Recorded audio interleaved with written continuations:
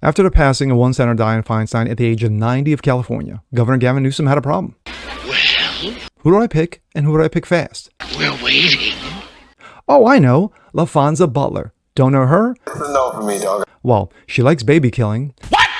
No cash bailouts on violent criminals. What the fuck? And also never lived 1 second in California. I'm Jazz Berganzo, and this You serious? is what's next.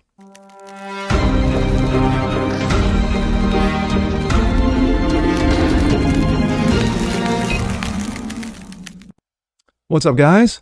Happy Tuesday. Jazz Berganzo, what's next? Your daily dose, common sense, facts, and salt. Hope you guys are feeling good today.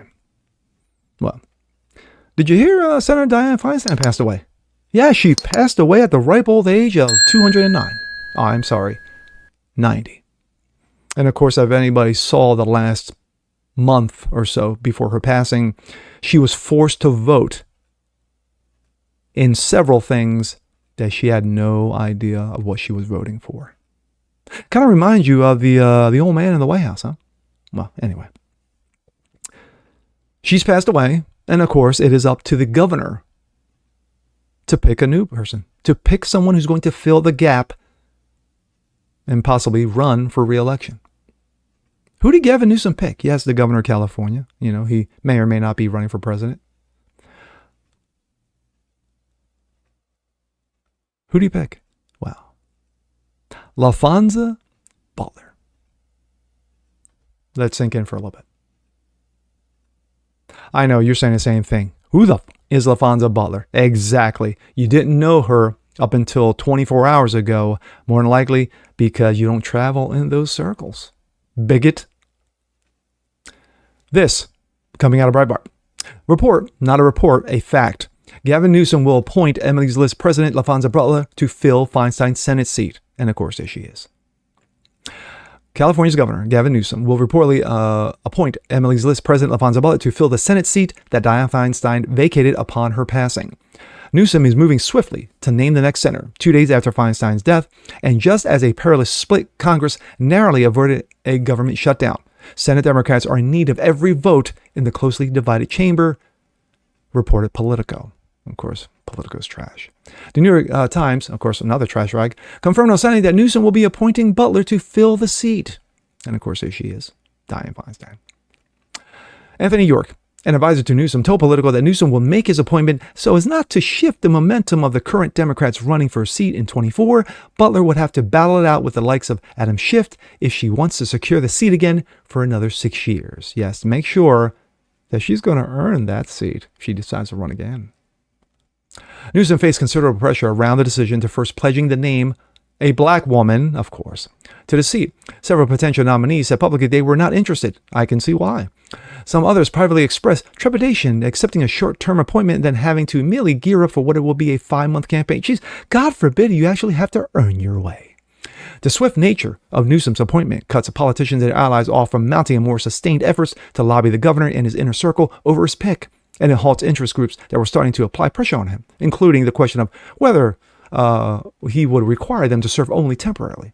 On Sunday, Congressional Black Caucus Chair Stephen Horsford wrote to Newsom urging him to appoint Barbara Lee. Yes, wonderful, racist Barbara Lee. Sure. A candidate for Senate whom the governor recently ruled out over worries about giving someone a leg up. As Breitbart News report, Gavin Newsom had previously said that he would only appoint a caretaker to replace Feinstein in the event of her passing. I don't want to get involved in the primary, Newsom said. Multiple Democrats have aimed for a Feinstein seat, including Reps Katie Porter, Adam Schiff. Of course, they both suck. Newsom said that it would be unfair to appoint someone that would have to run for re-election. It would be completely unfair for Democrats to have to work their tail off that primary just a matter of months away. I don't want to tip the balance of that, Newsom said. Since Newsom said he will appoint a black woman to the seat, he essentially said he would abide by his past statements. We hope that we would never have to make the decision, but I abide by what I said very publicly on a consistent basis, he said. Yes. Butler would be the first alphabet member to represent the Golden State in the U.S. Senate. My, like that checking boxes. People on social media know that their ex profile listed Maryland as their state of residence, not California. Alec Michelson. Interested that Newsom reported choice for senator from California lists her state as residence in Maryland in her bio. But we go from that to this. LaVonza Butler removes Maryland from residence as her residence after Newsom appoints her as California senator. Gee, how convenient. LaVonza Butler has apparently removed her Maryland residence from her Twitter account, as well as her professional biography, after Governor Gavin Newsom appointed her to the U.S. Senate to fill the seat after Feinstein'S passing. After news broke of her appointment, reporter Alex Michelson captured a screenshot of her bio, her ex-bio, which had Maryland as her location as recently as Sunday. Interesting that Newsom's reported choice from Maryland and California has her residence of Maryland in her bio. And then just by Monday morning, less than 24 hours later, Maryland was missing, surprisingly, mysteriously, from her bio. Look at that. Just gone.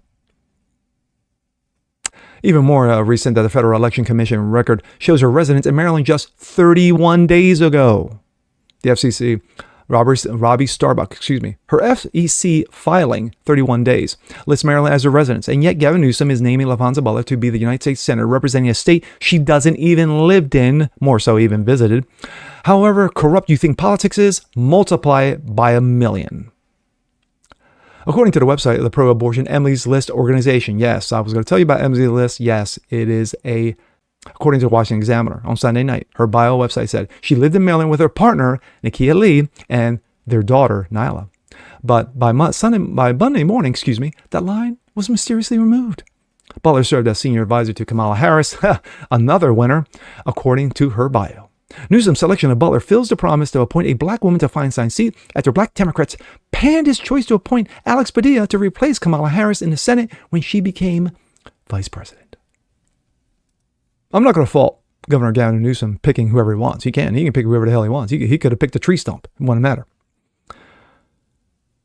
And speaking of tree stumps, LaVonza Butler, Emily's List, one of the most pro-baby killing organizations in the country.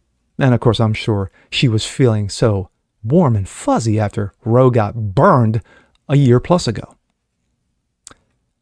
And of course, she checks off boxes. You know, she's in favor of abortion. She's part of the Alphabet Club. She has a daughter with no father involved. And of course, never lived 1 second in the state of California. So, good job, Gavin. Good job. And once again, it's a typical California pick. Land of the fruits and nuts. And with that being said, I'm Jazz Berganzo. This is What's Next. Want to see more like this? Please leave a comment below. Like it, share it, subscribe to it. Hit that notification bell so you guys never miss a thing. And we'll see you next time. Peace.